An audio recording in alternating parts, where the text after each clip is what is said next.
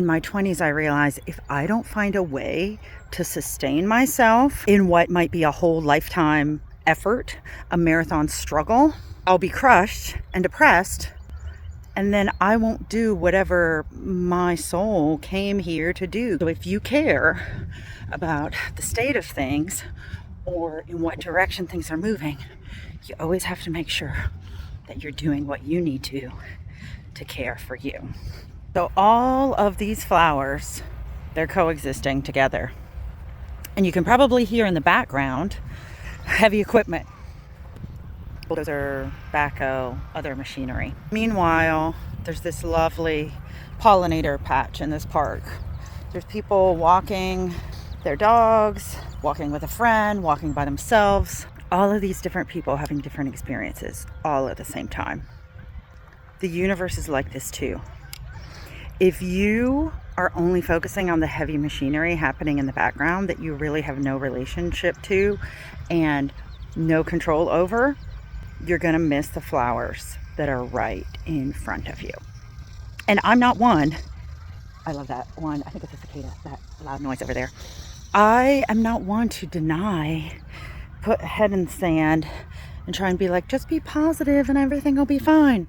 I have been an environmentalist since I was a child and interested and supportive of organic agriculture, healthy climate, healthy ecosystems, and lived my whole life seeing stereotypical government policy and policies all over the world that are degrading that and denying that.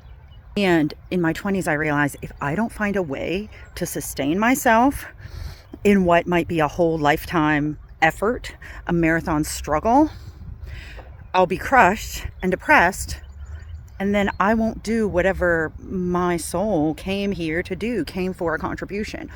Each one fits in the niche differently. This milkweed feeds the butterfly, the monarch. It doesn't feed every insect, every bee, every wasp, every bat, every bird, every creature. And it's easy, accustomed to trying to be everything for everybody.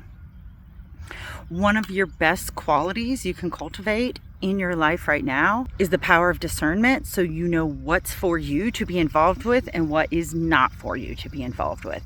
And it also, so intuition is one of the ways that you work with this quality of discernment.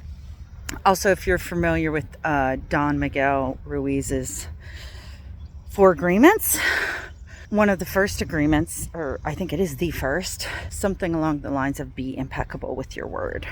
I think when I was 18, I decided I wasn't going to lie anymore at all. Like I was going to be truthful in instances.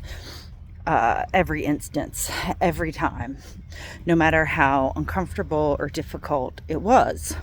Now, it doesn't mean every truth has to be like firm and critical or mean or intense, but it was the goal that I had. And so I set out to do it. Sweet little mushroom cap.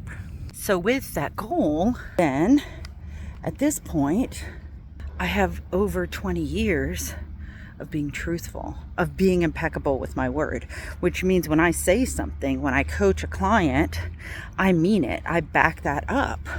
It also means, I don't know if this always happens or if it just kind of comes with it over time, but it's like you also can kind of start to tell when other people are not being impeccable with their word, when they're not being honest with you.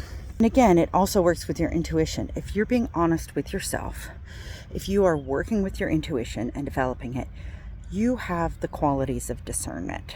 I'm not anti-AI, but there's going to be a lot of things that some people who want to manipulate and just get whatever they can get are going to use AI, just like they've used every other thing in the history of humanity, to scam and swindle other humans. And any of us can be subject to it, but if you practice qualities of discernment, qualities of listening to your intuition and working with it, you're less likely to be taken in by these things. Or even once you start to realize something's going on, you can get yourself out of it quickly. Look at the red veins. It's not that gorgeous.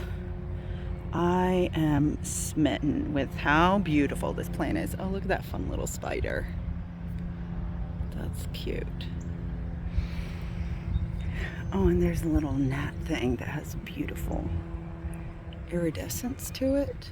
The other element I'll say about this is staying grounded in chaotic times is essential. If you can let yourself visit with flowers, see the beauty around you, immerse yourself in what feeds you. For me, that's nature, because nature has a wisdom true to itself, and the yarrow that I just showed you doesn't try and be like a rose. It's its own thing, and it does what it does, and it does what it does well, and it lives its life to its path. You and I can do that just as much and have that quality of life. I work with people one-to-one. Look into booking a session with me. Also, if you prefer to work solo, grab a copy of Talk to the Trees, linked below. It is wisdom from the trees to keep you grounded, to help you practice discernment, connect to intuition, and have a life that serves you. When you are served and resourced, you're also much more capable to help those around you. Wishing you the best. Talk to you soon. Check out this next video.